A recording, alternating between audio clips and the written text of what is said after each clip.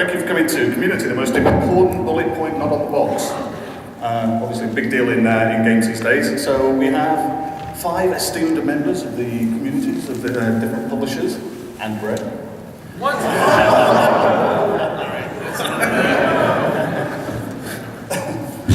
So just quick introductions, so we'll go down the line. Hi, I'm Damian Lin, run the community at Raptor.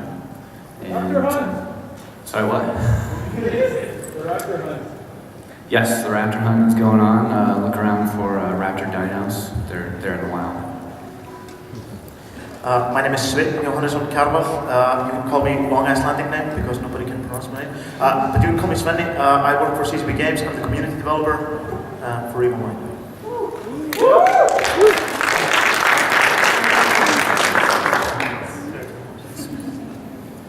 Hello there, I'm Gabe Graziani, senior community developer at Ubisoft for the brand of Assassin's Creed. Brett Elston, senior online community manager for Capcom. No particular title, just and I'm Matt Grandstaff. I'm the global community lead at Bethesda Softworks. I'm Rob Smith, editor-in-chief of Machinima, just to wrangle these guys in case fights start breaking out right now.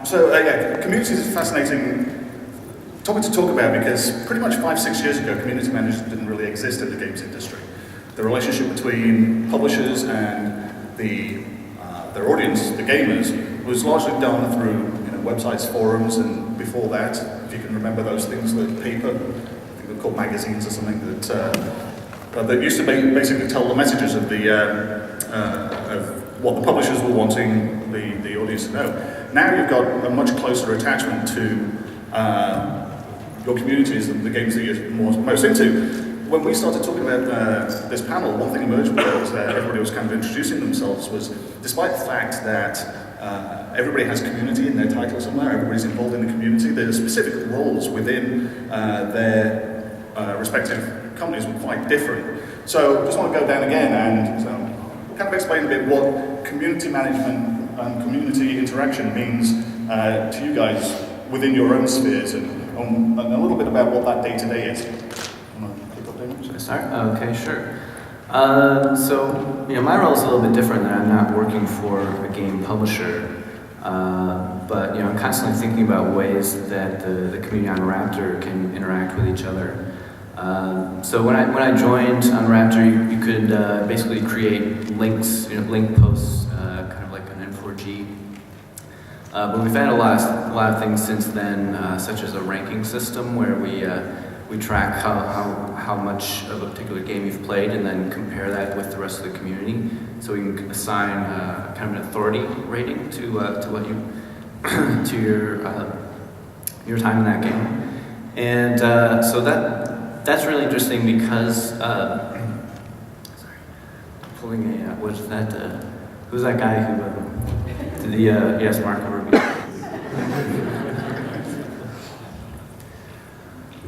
And so that allows us to convey someone's authority as they're making posts about a particular game. And also I do a lot of planning of Q&As that we have. We've had developers from Dishonored and Eve, Assassin's Creed, Robert Bowling come on and talk about their games directly to our community. Yes, for me, I've been working at CCP Games since 2003, since Eve was in beta testing. And so for me, I've worked for one games company on one game for 10 years. So it's a bit different for many people, but it's changed a lot through the years. And I started with customer support, so I have that background. And I work on community. And to me, community is kind of like the main touching point with your existing crowd. But it's not the only one. It's like we communicate with the community, but we also try to get the developers to communicate with the community in a useful manner, in a timely manner. And we manage all kinds of interactions with the community and help the community build their own events and websites and just try to be this this helping tool, this connecting point for the community within the company. So we look at ourselves like kind of sitting on the fence. On both sides, we're representing the community inwards in company meetings, and we're representing the company outwards, and also just trying to improve community relations within the company at all times. And it's very diverse. We do new things every day. So my role at Ubisoft organizationally falls directly under marketing. However, in order to do my job well, most of the job is not really about marketing. I spend a lot of time on Facebook and Twitter, mostly just observing actually, so that I can give our developers a good picture of what people are talking about in terms of current game, DLC, all those different things that you might come into contact with as a gamer. Spend some time in the forums as well, but not quite as much because we have some really talented forum managers that tend to handle that. They deliver me reports, but yeah. So overall, it's a marketing job, but in order to do it properly, I find that I have to take off the marketing hat and talk to people like a real human being. Because just going over the bullet points that are in the back of the box is really not going to convince people of a whole lot. And we do have, quite a bit of communication that comes out. Having an annual release of a AAA title is, it's always funny to me that people are just like, another Assassin's Creed. It's been 4 years now. We've been doing them every year, so shouldn't be so surprising. But every year they're surprised. From 5 then? I cannot comment on that. With that, panelists, ladies and gentlemen. Yeah, so at Capcom, I kind of run, at this point, everything involved with Capcom Unity, which is kind of this blog site that existed, I think, even 5 years ago when it was still kind of like, what does a community manager do? I think like Seth Killian and Sean Baxter and some other folks who like kickstarted the Capcom Unity, so it was live and kicking like back in 08 and even and strong all through 9, 10, 11 to the present day. And at this point, I'm kind of running all the teams that we have in the US. We have a team in Brazil now, in the UK, and then we've just kind of started, or we're about to start like a Capcom Unity Germany, and just to have some teams. And the goal there is like you said, that you want to get not marketing speak, but like what are people actually saying, and get that actual sentiment back to people who make decisions and can make more informed decisions. I think when we have big companies like, so a lot of everyone up here, it's a big wheel that it's sometimes a slow wheel to turn, but that feedback now, all the channels are in place, and it's been, like the last year's been very informative, like turning to forums, turning to blogs and Twitter, Facebook obviously, but also having Unity as a focal point, and really digging in game by game, and thankfully I have a team to do that for me, so we have someone dedicated to Monster Hunter, someone dedicated to Resident Evil. I have taken Mega Man for myself, and a couple other ones as well. I've got a soft spot for Ghosts and Goblins and stuff, but we luckily have, since Capcom's a little bit ahead of the curve on that front, we've got a little bit more headcount to devote to that and make sure at this point people in the right places can hear that message.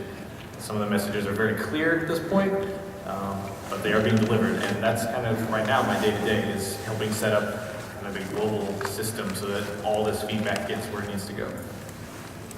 So I've been at Bethesda for about 6 years. The week I started, we were announcing Fallout 3, and we didn't have community management. And Pete Hines, who's my boss, he's like, let me introduce you to Todd Howard. And Todd just goes, hey, Meat Shield. And I was like, oh, okay. And so it kind of started with mostly learning about community through the forums. But since then, like you were talking about, we developed the Bethesda blog, which is where a lot of people go to find out the updates on patches or new trailers or when anything new's coming. And then we're across all the social media, and obviously there's a lot of planning that goes into what we're doing with our current titles and then what we're looking at doing in the future. My job, it feels like I'm talking to literally every department in our company to kind of explain how community works, whether it's to legal or to marketing or PR or even finance. So, and development being the most important because we want them to know what our fans are saying, and they want to know what, and vice versa. So yeah, there's just a lot of going into it. This week I've been crazy with working with IM8-bit on our Elder Scrolls Online community event that's tomorrow, if you know about it. Shameless plug. There's beer, so it should be fun. So, obviously part of the community role is dealing outwardly towards messaging to your audiences. But how far does the feedback you get really tangibly potentially impact elements of game development, game design within your organizations? Do you want to kick off, man? We had dragons flying backwards in Skyrim after one of our early patches, so sometimes things become very obvious when the community says something's happening. I was like, is that really happening? And then we looked into the game, yeah, it's happening, so we're going to have to roll out another patch. It's very important that we see what people are saying every day, and a lot of times you get a lot of great ideas from people, and it's usually the broader ideas that we're able to build upon because we have, like for instance, Bethesda Game Studios has somewhere around 100 employees, but they're super talented guys and they have the ideas they want to put in. So obviously we're looking at what they want to do. But if people keep saying we want werewolves in Skyrim, we're looking into things like that. Yeah, similar notion here. We'll keep an eye on what's happening in our forums, and also just on the other news sites will have their own comment threads. I mean, if you want to know the heartbeat of fighting games, you look at SRK or Event Hubs or something, as well as you go into the Unity fighting game forums, and you can, between all three, you can be like, okay, there's this general consensus that this standing fierce from Paul in Street Fighter Cross Tekken is not fair. Should we look at this? And then we can flag it and be like, hey, thankfully we have that direct line to the dev team and be like, hey, this keeps coming up. Can we actually look at this thing? Sometimes you actually get a tangible result, and I wrote some stuff down. So it's like in the case for Capcom, like just really quick, Street Fighter version 2012, that was pure fan feedback. Like it was, we want your feedback. It comes in. We're going to look at how much of it makes sense, like from time, money, resources. There is always a constraint in some way to get this kind of stuff done. But that patch, which held up pretty well over the years, and also the update that we announced today for another update for Street Fighter 4, is again asking for more feedback. They're going to go in and rebalance the game again, and that started today. And again, is a direct please tell us what do you think is going on with Street Fighter 4. Really quick, Monster Hunter 3 Ultimate came out this week, and one of the big things that the community really immediately latched onto was this notion of the servers being separated. If you didn't know, with Monster Hunter Tri, the regions were separated so you couldn't play, US and Japan or US and Europe couldn't play together. And then that made enough noise, we were able to actually show that, and thankfully that was able to get looked into, and it was one of the things that we could go and say, you asked for it and this happened. Other quick things, the MC patch, the demo that came out, there was feedback directly from that. I mean, you can go on and on a list like this, but even RE6, hey, the camera's too close, or this thing's weird, and we go and be like, okay, well, we can't fix literally you can't go down a list and change everything in the game. There's just, at some point, this is feasible, this is actually worth doing. But it's very much game-by-game basis, and just, again, having those channels there helps us, iterate on stuff that makes sense, and when there's, a clear demand for it. Yeah, I mean, I think that's really, with Assassins, we kind of have a tradition of iterating game per game. From Assassins 1 to Assassins 2, it's really clear. People had some ideas about what they would prefer, and we iterated on that. I don't know if any of you guys played Assassin's Creed 3 at launch, but that was a fun scenario. So the game had problems. I'm not going to go around the bush about that. But our community really was the key focal point, and the trick was to be listening across all fronts.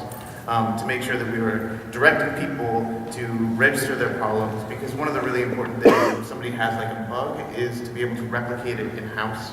In order to do that, you need some really detailed data about how that bug is occurring. Our community is amazing at providing us with that data, to the point where we have decreased horse derp in Assassin's Creed 3 by up to 70%.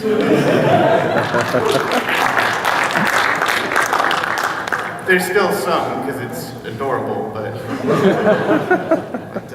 But yeah, so community is very important. The trick is to listen across all fronts and make sure that you're logging that appropriately. It's also really difficult to sort of measure signal to noise ratio, especially in forums. You'll get, oh, there's a 100-page thread about this.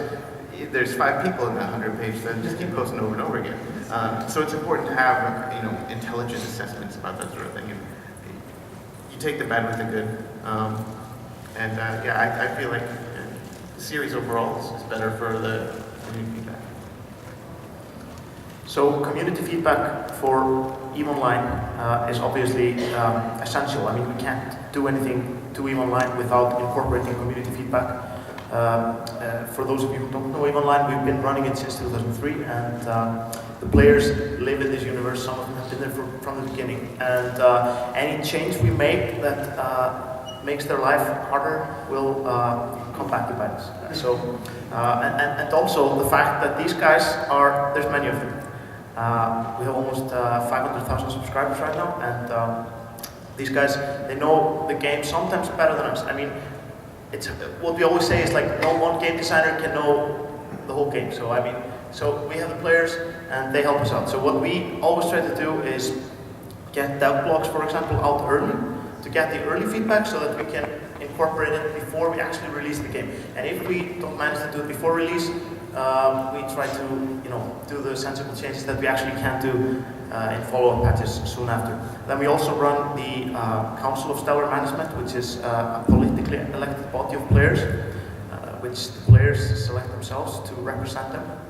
And they are flown to Iceland actually 3 times a year, twice for a convention, or like a conference with our developers, where they do sessions, and they are official stakeholders in the design process. They bring issues from the community to us, and we prioritize and do what we can. And then they also come to FanFest, which is like our gathering. That's mostly about having fun and talking to the players.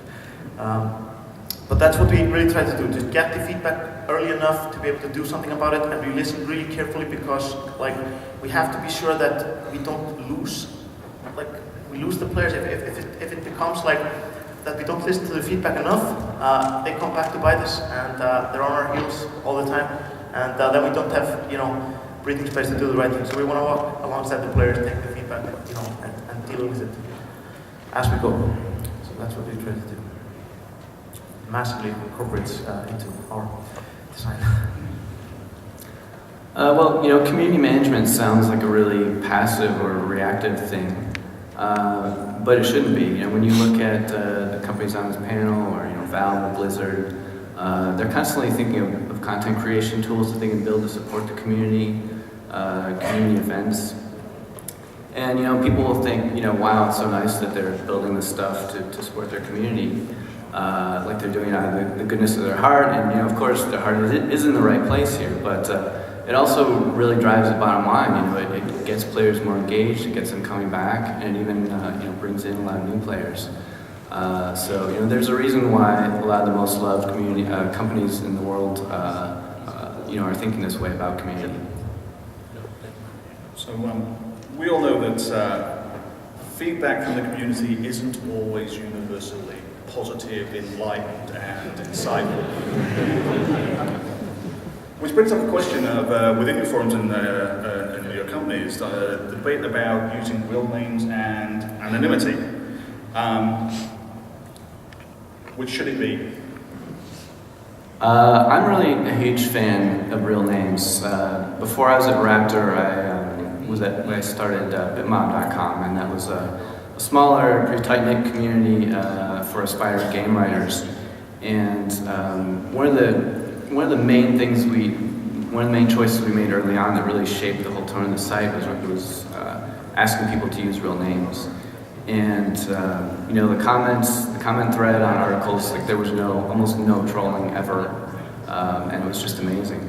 So I was really disappointed a few years ago when Blizzard announced that they were going to use real names on their forums, and then they backed down from that. I mean, there are definitely some privacy concerns, especially for a company like Blizzard with games that are so huge. But I'm still a big fan. I wish they could have made it work. For me, I mean, obviously in community we don't really need the pseudonyms because people know us. I mean, we're on camera, we're showing up to events, and people know who we are.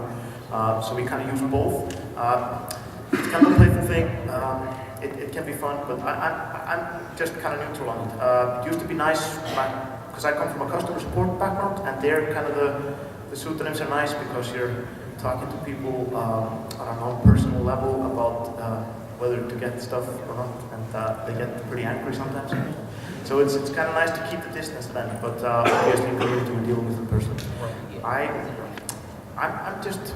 like it after all. So I'm actually a big fan of real names. We had an incident not quite a year ago on Assassins where we had an online cosplay contest. And we didn't really build in any sort of like safety valve for submissions that we knew were not going to be well received by the community. And those people who submitted those things, they got some really negative comments on their images because the Assassin's Creed community can be, at times the fandom can be a little bit rough in terms of their evaluation of other community members' performance for cosplay. That's a property of the community. We accept it. What I thought was strange though was that this was occurring on Facebook, which that's your name and your identity. And so when we actually raised the issue with the community, and they're just like, well, it's that rule. When you add anonymity and big audience, and you end up with a lot of swearing and huge jerks, being jerks to nice people. What's weird about that is that there's not anonymity. I know everything about you on Facebook. When you say something, I can click on your name and know all these things about you. So it's really strange that sometimes it doesn't stop people. They just want to be mean.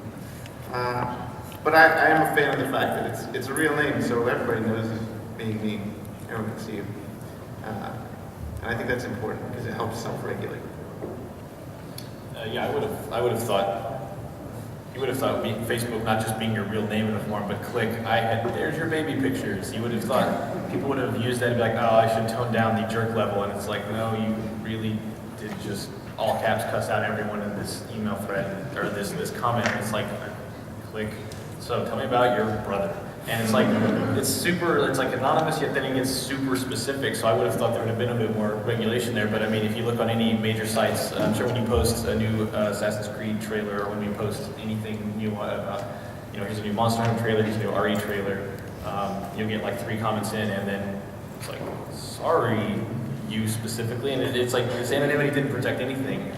So at that point, I'm like, we might as well just keep the crazy names, because some of those usernames can be so creative and fun, I don't want to lose those. So people are going to be at the risk of doing this again. The Simpsons reference of the 2 elephants that just headbutts them, and it's like some people are just jerks, and it's Homer headbutting the dudes. Like, you can, even with a clear path to who you really are, they want to go on and troll people. So name your character Goku69 and be done with it.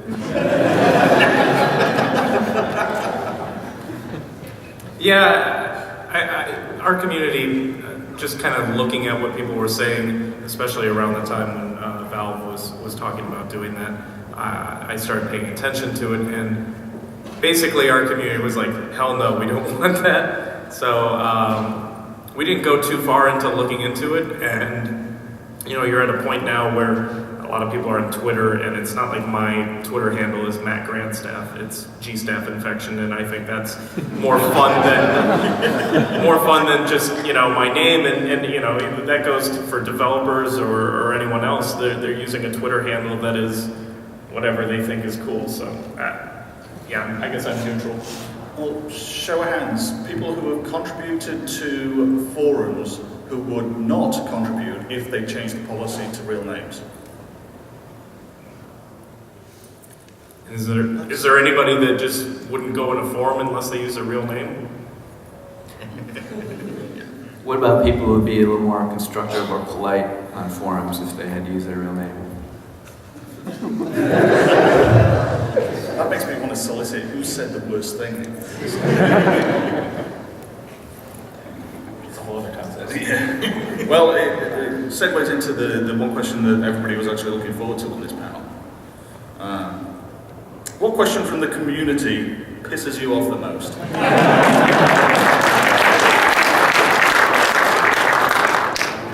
Kick off, man.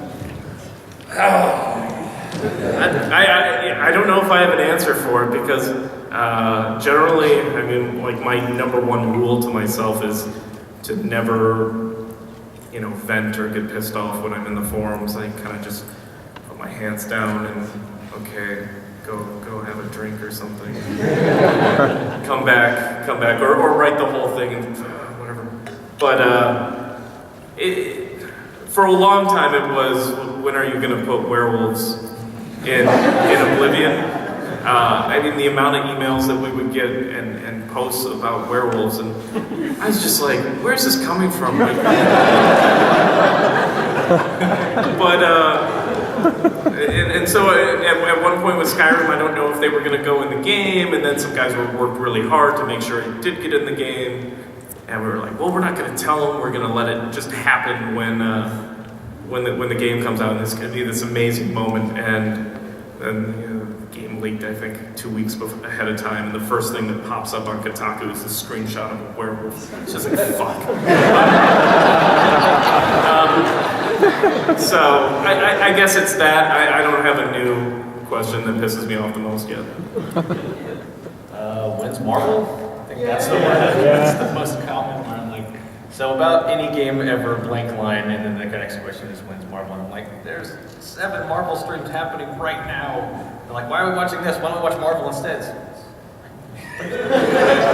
It's in the recommended thing to the right, like just click on it. But outside of the specific thing, which, I mean, it's still, it's one of those, curse and blessing, the fact that people are at least excited enough to want something so much to complain about it is still a good thing.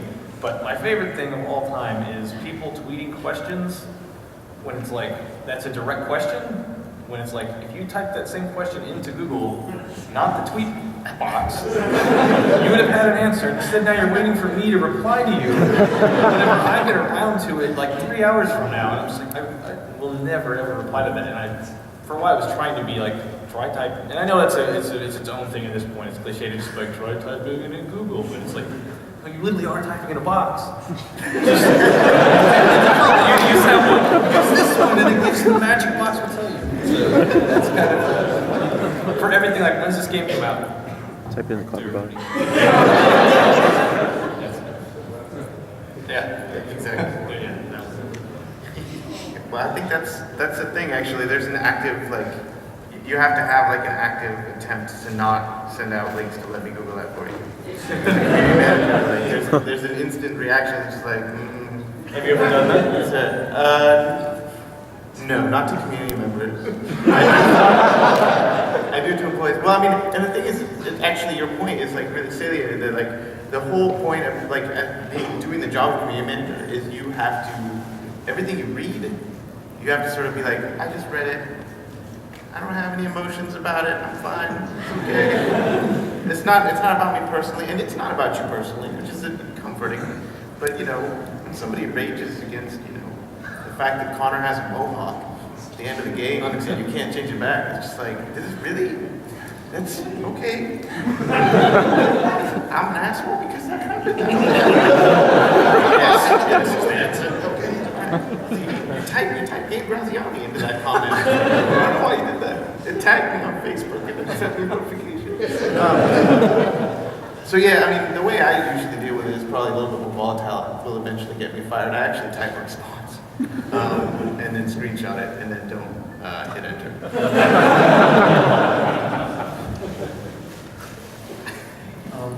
For me, I think, personally, I don't get annoyed by any question that's like an honest question in search of an honest answer. If a person is really just wanting to know something, but when we get threads with questions that are some conspiracy theory wrapped in an accusation about, citing something that happened, maybe, some one scandal that some one guy did 6 years ago, and I'm like, dude, it's been 6 years. It's like some crazy conspiracy theory, why do CCP staff always try to cheat in the game by making stuff with their friends or something? I'm like, oh, that's a good question. That's a long one. Please let me go. But yeah, questions are fun. So at Raptor we have these rewards programs where publishers can give away free DLC or game items or whatever to their really dedicated players. But the publishers tell us what countries are eligible for these things. So it's out of our hands, and anytime we make a post about, hey, this reward's coming soon, it's available in these countries, the whole thread is just like, Lithuania screwed again. So, that's the only thing that bums me out. One thing that's interesting about the way that the community managers have been hired on to publishers is that 3 of the people on this panel all started in games media, which is, and you can look at other publishers that have got their representatives that came from the games media, where, impartiality, you see everything, you get to say this is good and this is bad. So I guess with the exception of certainly with the single game, the companies that have more than one game, not all of them can be brilliant out of the gate. So how do you deal with that coming from the press backgrounds? I know I have this guy. Is it because I did several press outlets? Assassin's Creed 3 is my favorite Assassin's Creed to date. I still believe that, by the way. So in terms of impartiality, when I was a journalist, I had my impartiality questioned on so many occasions, which I always thought was funny, because if it was the case that I was on the take, I would like to think that I would be a little bit more rich than I was at the time. Wouldn't be driving some beat up old Honda. I could have like a nice car. At least get some money out of it. I don't know. My integrity is a little more expensive than that. So now that I work for a publisher, I just figure that everybody automatically knows I'm going to be a little bit more positive than the average person about our games. The way I try to balance it out is I'm just positive about games. I think that for most of the panelists up here, actually including Damien, even though you don't have a game, I really love Raptor as a service. I love games. I love Elder Scrolls. I love a lot of games that Capcom makes, like Mega Man. DuckTales. Oh my gosh, I just announced DuckTales. That's one. Wait, you really did? Yeah, it's earlier today. Oh my gosh. I've been in my booth all day. That's so exciting. I love it. That's He awesome. does. It's actually a voice actor in the original speaker. That's insane. He's still alive.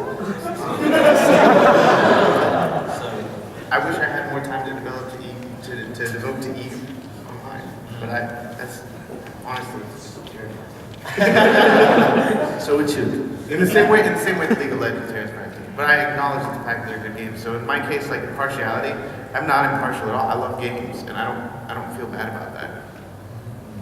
yeah, definitely you end up at one of these places because somewhere in there you have some kind of preference. Like, yeah, I grew up playing games. I love just about everything, but ever since I walked in the door, I'm like, well, I've got Capcom in my blood. I'm a big Mega Man, Street Fighter, Resident Evil, Ghosts and Goblins, Bionic Commando, all the way, everything, literally everything. I bought Piano 3 on launch day of all things, and it's still one of my favorite games, even though you can't help it. There's just something there that's truly lovable, and you end up at Capcom or Ubi, and now when I go talk about a game, it's like, oh well.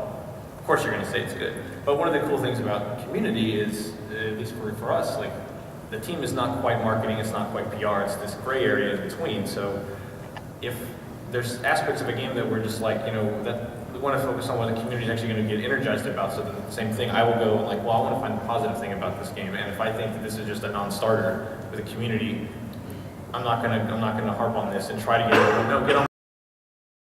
You're really going to love it. And if I try it once and it's like, weren't having it, okay, different plan. And you at least get to then, not pick and choose, but at least pick your plan a little bit more informed and not try to just go out and say like, no, literally everything that ever happens is the best thing ever. And because then at that point, what's the point of having a community? Because then it's just another mouthpiece to tell you something really good. The more important thing is that reciprocal feedback loop to talk, get something, report it, have it come back, and hopefully make the next one better, even if this one wasn't what you wanted. I guess that's kind of my long-winded answer on that.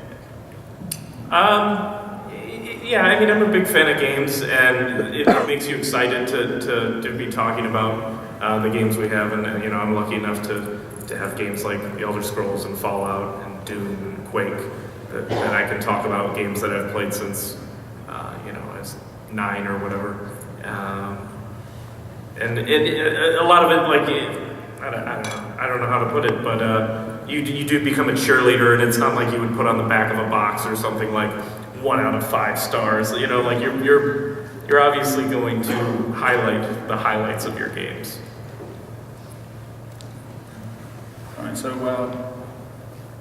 looking ahead and the plans that you have for your various communities, any particular releases or plans to improve relations for your companies with their audiences? Do you want to kick off, David? Sure, yeah. The main thing, we're actually announcing this today, is that the Raptor desktop app is soon going to support Twitch streaming. So pretty much any PC game will be streamable through Raptor without any other hardware or software. So we're excited about that. Lots of things happening for CCP, EVE Online, and Dust 514 in 2013. EVE is turning 10 this spring. We have like the biggest fan fest ever, which is gonna, there's gonna be a lot of crazy news coming from there, and it's gonna be the biggest one yet. We're gonna do some crazy things as well. You can watch probably on a live stream, the whole thing. We have a war council coming up for Dust 514, kind of taking what we've learned from running the Council of Stellar Management for EVE and bringing that same structure to Dust. And so we can let the players help us develop that game for the next decade and the next one after that. Very much going to use the same development model for Dust, you know, just constantly building that part of it. We're going to be having more streaming. We're very interested in streaming. We're going to try to wedge more into esports with the Alliance tournament. We had the New Eden Open tournament, a cast tournament last fall, and we're going to do some more of that probably. And plenty of cool things. We're building new websites for the community, new ways to support player gatherings through websites. So, because we want people to meet up, that's one of the most valuable things that we can get the community to do, is meet up, make friends, meet the friends face to face. So there's plenty of things happening. And so it's going to be a good year. So in the case of Assassins, we're going to release something that's really exciting to us, which is actual Assassins contracts for our community, where we will task you to go out and kill individuals. we are not doing that. Of course, we're across the board. We're trying to increase headcount to make sure that we're serving our community, and we're everywhere that they are. One of the things about community is that you don't really get to choose where your community is. But at the same time, we also want to make sure that we're working with our community where they are. For example, I'm not going to call this individual out, but we have somebody in here who is in charge of one of the more successful Tumblr blogs, Everything Assassin's Creed. We really look forward to working with our community in a much closer capacity, because in a lot of cases, our community is best equipped to communicate with their own individual segment of the community. And we recognize that. We want to make sure that activity within our community is rewarded, because it's so incredibly valuable to us. We also want to explore new channels. For example, we just started an Instagram account today. We have 250 followers. Really excited. Oh, thank you very much. We'll probably be opening up. We did our first Vine video today as well. I think we did like 3 or 4. One of them was how big the line was, which is mean. But yeah, so we'll just keep on keeping on. I think is what we're doing. It's a bit of that with Capcom as well. Expanding Unity so that, we can, obviously it being in English language primarily, we can kind of take for granted that we can just hop on and read all this stuff and it's fine. Google Translate can't always be your best friend. So that's why we wanted to really get Capcom Brazil's. There's a Unity site now you can go to. So for local language, and that's also important for so it becomes a global thing, not just specific language or specific country. That way, we have a dedicated community manager in Brazil, dedicated community manager in Germany, making content and getting feedback in the language as a local, not someone who also speaks the language and is going to just translate and here's some stuff some people said. It's like they're there, they get it, they understand, and then again, that all feeds back into what we're saying here so that we can give territory reports as well as overall, here's what the consensus of the world is on this topic. We just want to, like I said, we kind of started that recently, having this kind of formalized process of that, which, now that that's in place, we can get, good results to people who can hear them. And before, there wasn't always a quick and easy way to get that. Like I guess when we first started this job, there wasn't, all those lines of communication internally weren't necessarily built. So even though there is a community team, it's maybe not as easy, like to talk to legal, in all the other departments. And over time, that becomes easier and easier. And also, like you said, leaning on the community for when they have, when they can know the game better than you in certain instances. So like when we knew we had more Monster Hunter coming, we're like, well, we need someone, a Monster Hunter, who knows it front to back. So we actually got in our community someone who'd been in the forum since 2008, like a regular user, thousands of hours, and like, all right, like, let's get this guy and let's actually bring him in and let's talk. And then it turns out he was a great fit for Capcom, and now he works there, he's an official employee. And that's like, the second or third case of that happening in the Capcom Unity blog, is someone picked out of the community who already had some clout and knew what they were talking about. Because he can go out and talk about Monster Hunter better than most of the people in that building. And to go out and do that now, being official, is that's super cool. And it's just the kind of thing that just shows like, it's not, there's only so many community positions, but it just shows that like if you can spend thousands of hours in it, it really pays off. And now, even in his instance, same thing with Seth killing all those years ago, all that time fighting, and now get him at Sony. Like, it's crazy. Like that, it just started by being good at something and being consistent with it. We're releasing an MMO, which we've never done before, so there's a lot going on with community. The team at ZeniMax Online Studios currently, and I'm hiring for more community at Bethesda, but ZeniMax Online Studios, they've been ramping up their community and social teams, and so we're getting ready for when that game releases and everything that goes with it, with that type of experience. So it's a totally new thing for me after 6 years at Bethesda. Beyond that, we're looking at, you mentioned Vine, and we're always looking for new opportunities with cool social media stuff. We've been doing more with Tumblr, Instagram, Vine. I did a really shitty job today with doing line videos, and I'm sorry everybody had to wait in line. But the big thing is I'd like us to start working on more community-based video content where we're kind of, we've got these great studios across the world, from Bethesda Game Studios, id Software, Arcane, on and on, and kind of giving you a closer look at who these guys are, not just as in their profession, but their personalities, and letting people appreciate that. I think back when I was a teenager and looking at like Rolling Stone, and the Smashing Pumpkins were my favorite band, and wanting to know every little thing about that band. And I think with game development, it's kind of, you don't know everything that you want to know, and I'd like to do some things where we're bringing them out to the forefront. Okay, so we're in the final stretch before we throw it open to a couple of questions if anybody has them here. We sourced a couple of questions from the Raptor community in the past couple of weeks about this topic, so I'm going to go over a couple of those quickly. Leave the Bunny on changing the demographic of the communities and how it affects game design. Has the demographic of the communities changed over the past few years, and has that impacted any elements of game design releases? I don't think it hasn't been noticeably different to me in terms of the demographic. I guess with Skyrim, I knew more people that when I said, I worked on a game Skyrim, they knew what it was. So, but no, I haven't noticed a major shift.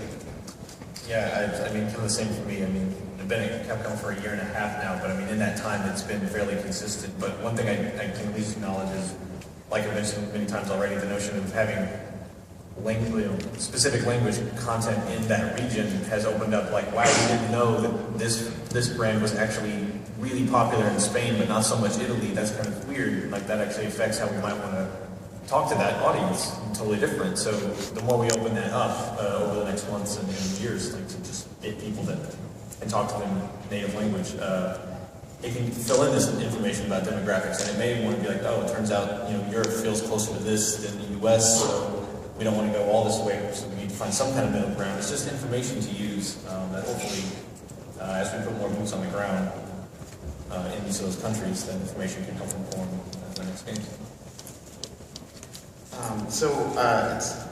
I'm going to try really hard to talk about this without sounding like I'm bragging.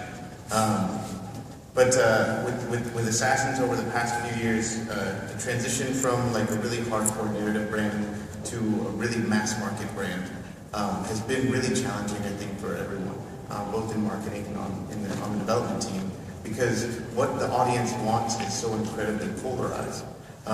Assassins traditionally has been really focused on story and focused on these things that generally, when you talk to a marketing or brand team about, they're not really interested in.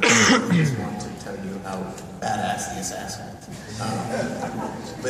But what's strange about it is that on a grand scale, that's generally what people want to hear about. But it's sort of my job to bring it back to what our audience wants to hear about. The core of our audience, people who support us and have been supporting us throughout the years, really care about the narrative. They really care about the story. It's time and time again, no matter how many polls we have, it's the number one thing that they care about. And so it's essential to us to make sure that doesn't get lost. That's been the biggest change in the demographic. So, being in this one single shard universe with very diverse demographics, everyone, wherever they play in the world, they play on the same server. So, obviously, we've always had a very diverse demographic, and they haven't changed that much, although the average age used to be around 27 for e-players, and it's now around 30. So statistical experts tell us that the players are getting older. So what that really means, I really don't know. I mean, I think our players have become more accepting as time goes by of things that we want to add to the game, or like things that we want to change a little bit. But that may also be because we've just gotten better at like not messing things up and doing good things and less bad. So like we're getting better, and everyone's getting older. The company is the same, and we're going to grow old together. I can't really speak to how that impacts game design, but I can a little bit to how it impacts the way that communities are changing. And I think it's really more robust tools than it is any kind of changing demographic. I think that people are really looking for specialized knowledge now, and you see the rise of kind of independent experts out there, like people who have a huge audience on Machinima or Twitch. And that kind of feeds into a lot of things we're trying to build on Raptor 2 in terms of measuring people's reputation and more things we want to build to support that I can't talk about that now. I'm sorry to play that card. One more before we open it up. Van Keeley asked about the BioWare situation with Mass Effect 3, where the community rallied and got a little upset about something, and BioWare actually responded and did a tweak. Did that move fundamentally give communities an out-proportion sense of entitlement to the influence that they can have in game designs? I'm paraphrasing. I mean, it's a very difficult question. I mean, it was a very unique case, and I mean, it sparked conversation on both sides. Like, I mean, even half the community itself was split. It wasn't a unanimous, like, yes, we changed something. It was like, should we really be able to do that? Like, there's some line there where you want to have an artistic vision. Like, for what it's worth, I thought the original Mass Effect 3 was totally good. I really liked the, like, and I know that there wasn't like the, like, explosion credits, like, it's all laid out. Like, there was a bit of ambiguity and weirdness to it, and it's like, sometimes if that's the intent, that was the piece of art that was made. And once community can go in and be like, no, I'd like it better if these things were fleshed out more and what happened, then it's like, okay, we'll go do that. And now the people who were happy with that are now unhappy. So, I mean, it's just this what is that, Ouroboros? The cyclical thing. Yes, that's Ouroboros. But yeah, no, that's kind of my take. It's just, it was interesting to see like what the next step might be. Like when this happens again, will a community kind of self-check itself? Well, what? Self-check. Period. I don't know. Yeah, it's interesting to see because I mean it's such a high-profile game to have that happen. Like that's pretty nuts. And it was on one hand as a fan I was like that's pretty awesome, but then as someone on the game actual publisher side I was like, well, man, that's a lot of work to go in and actually change content and then push it out and add it to what was there. So I guess for me it's like kind of almost a holding pattern. Like the next time that happens, does that set a precedent or is this just this one-off? Set precedent.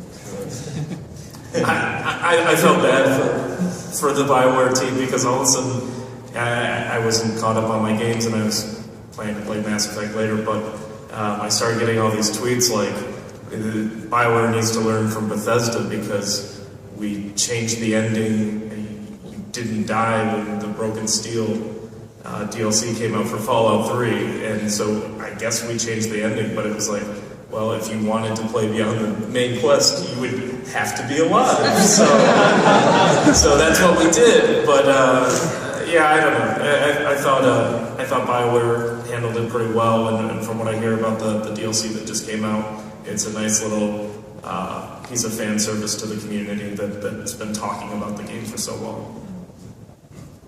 Any other comments or? Well, I would like to add that, we've had these concerns through the years, like when are we giving in to the community when we do something they want, or is it going to be a backlash? We've certainly had this concern, and I mean, it's valid if you're giving into a minority that doesn't represent the silent majority, but like, in general, I'm not too concerned about giving in if we're giving into like something that most people want or something that's really rational and makes sense, because even if people feel that, they have this power over you, I mean, in the end, all they will keep wanting is you to make the game better. So, I mean, they're not gonna all of a sudden turn around and just ask for pink elephants because they can control you. They will just keep helping you make good things. I'm really conflicted about this one because I'm, always in favor of the community having an impact on game design, but in this case, it really raises some questions about, infringing on the, artistic vision of the people who made the game. And of course, I also sort of disagree with a lot of the complaints that were out there in terms of, the ending needing to reflect more of the choices that you made. Like I didn't need to get patted on the back because I didn't throw that guy out of the play class window in Mass Effect 2, or I was really happy with the ending. So it was kind of disturbing to me to see that it was changed as a result of that outcry. Okay, so we've got about 5 minutes. If there are any questions, I will check a t-shirt as somebody who's willing to answer. Do you want me to come up or do you want me to? We can hear you, but I'll repeat it. Okay. That's yours. I wasn't going for swag. I actually didn't have a legitimate question. You guys are all about community. It's part of your name. You always want to reach the community. It's obviously incredibly important to reach the community for a lot of people. The community kind of likes you too. Community managers are a lot of ways that, like an individual can touch a company without going through like something impersonal, like an online form. There's like 70,000 people at PAX, and there's a couple hundred in this room. But there's a whole lot of people that can't touch you guys. If, say, you ran another event in a different part of the country, how do you reach out to the community managers to get community managers to come to different areas that they're not already at, like to get company presence? I may or may not run another event. Full disclosure. I mean, we try to be at as many events that we can be at. It seems to grow and grow every year. I know we've never been at Comic-Con. I don't think we're going to be at Comic-Con this year, but like it's something we always talk about. We have QuakeCon in August. That is a Bethesda-id thing, so that's a big deal for us in making it so it's still free to everybody and kind of continuing with that tradition that I think is like 19 years old now. But I mean, it's hard to, you've got to do work too, so like you can't just say, all right, we're going to go to Des Moines tomorrow and have an event. Yeah, each of these events, like it's one of those kind of Christmas morning things where you come down, it's like, look, this booth is here, and all these games are up. That is 7 days of incredible work that went in to make that, and then while that's happening, no one's working on the games or marketing plans or like E3. Like you always used to read about, like, oh man, devs kind of hate E3 because it puts this kink in their plans, and now they've got to like stop and make demos, and they got to make a booth. And so now that we have 2 PAXs, 2 Comic Cons, in California there's WonderCon, there's like all over the place. But yeah, it's pretty tough at this point. But like you said, when you try to hit them, and as each one gains traction, it does put another blip on the radar. Normally something we wouldn't have gone to over the time, like even PAX used to not be what it is, and over the years, it's like, okay, now this is a place we need to be. It's just, it takes some time. All right, over there.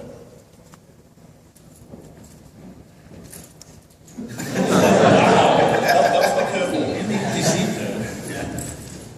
were talking about how, like, listening to core manure or core groups, and sometimes I feel like it seems like even though the core group is extremely loud, they're also wired, and they still get ignored. I mean, most situations, I think, like, the best situation I can think of is that everyone's kind of goes back to the Mass Effect, where it can be famous line right now is it didn't align with the vision. So, like, you know, when they're like extremely loud and core manure, what as like the community, when you're listening to that, you know that these people are like, these are the people who really like this for such a long time. When nothing happens and they hit that brick wall, what's going on there? He's posted a lot of things on a lot of forums, right? So I'm happy in that. They haven't happened. That's right, isn't it? Yeah, I think, I mean, you know, to come back to the Mass Effect 3 thing, because with Assassins, it was, we encountered some of that. This is another Mass Effect, right? People were unhappy with the ending of Assassin's 3. For us, it was really simple to say, you know, the narrative is non-negotiable, because that's just how the Assassin brand is. And even if a majority of that core audience is unhappy with what happened, that's the story. That's what Corey wrote, and that's the way it went. So that's where we were going, and that was always the vision from the very beginning of the thing. And being a narrative brand, we're able to stick to it.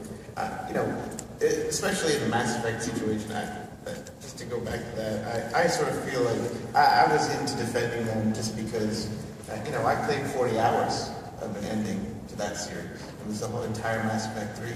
I was super satisfied with it. You know, I felt like I got really good closure with Morden, and all those characters have become so close to over the first 2 games that I was okay with it. And I really felt for the developers, you know, because to have someone who is so, you know, at some point, like, that they're so impassioned about your product, that's where that's coming from, but it still hurts, you know, to hear that somebody is dissatisfied with the product. And you want to make them satisfied, right? And no one makes games to make people angry. You want people to play everything. We're out of time. You've had your hand up for a long time, yeah? I want to ask, specifically for the Capcom community, is so close. I always wondered, does it ever come up? People ask for more story in Capcom games, well, specifically the fighting games. Because I remember when I was so excited for Ultimate versus Marvel's Capcom 3, and then it came out, and then it was like the most bare-bone game I'd ever seen in my life. And I was like, I think you're still late. no. What I mean by it is that the game has no extras whatsoever. It had no story mode, and you saw all these amazing trailers, and then like, yeah, we're just a fighting game. It was like, did stuff like that ever come up for? Yeah, it definitely comes up. Like we even talk, like we look at stuff like, I mean, Mortal Kombat had an incredible story mode. Like it was far and away. And speaking of weird biases in journalism, like MK was one of the last games I reviewed before I started Capcom, so that was kind of weird. But it was super awesome. So that comes up again, like, oh, clearly, like this is a franchise that, you know, this story mode was really good. You know, Street Fighter's never really been about it. The Ultimate, the Versus series is like, they're just pure fighting games. But that conversation does come up where it's like, interesting. There's, you know, as for that feedback, it's like, it's noted, but I think even for Ultimate Marvel, they wanted to like focus on this is just the most nutso fighting game. And to get a story, now you gotta like who's writing the story and who, like is it more Capcom story or more Marvel story? And it starts to get, I don't know, it seems like a hard thing to wrangle in my mind. I'm trying to like reconcile 100 years of like 80 years of Marvel canon. Like how can this make sense? That actually works. Capcom's completely done away with all the extra fighting games. They got rid of the time trials, the survival challenges. They went the way of the dodo. They just don't do it anymore. All right, question about Me or him? you start with that. Although I'm never going to reach it. I'd rather ask a question than him, but All right. it's a friend of mine, so. Yeah, go ahead. No, my question's down to go. At least he's honest. My question actually is, you talked about a little bit static versus... I see a lot in the forums. I play at least 4 of the games for the people out there. I don't use Raptor, sadly, sorry. Everyone else I've played the games and I've used forums. You see a lot of people ask questions like, I don't want this punch to be as strong. I don't want this small ship to be able to take out this other ship. I don't want this or that or this shout. Do you ever look at what they're asking for and say, that's not really what the problem is? And how do you usually find the deeper issue? Like, instead of a punch being too strong, maybe it's just people can't get away from it, kind of thing. I'm wondering how that works in your job. All the time. I mean, that's what the basis of the job is, right? Like you observe and report because at the end of the day, it's none of your jobs to be game designers. It's the game designer's job to be the game designer. It's not my job to be the game designer. So what I do is, in a lot of cases, sometimes, not a lot of cases, but in some cases, people don't know what is going to satisfy them in the game, but they do know what they don't like, and they will tell you that. So you take that back to the game designer, and the game designer, it's their job to figure out how to turn that into something satisfying. Sometimes you can even help people just figure out what it is they'd like instead, an alternative. Maybe you'd like this instead, do this. That you can always do that because you know the game. You can provide the information, you can change the shapes. All right. Unfortunately, I got the time sign. I'm sure these guys like to stick down here. Any questions? What was it? We're good? Yeah. Oh, I thought you said time. Yeah, we're dealing with Dennis. We got a half hour for the look. All right. Hey, we've got questions. As if we have to sit there without. So we're going to get down the panelists. So we're good. We're good to start. So,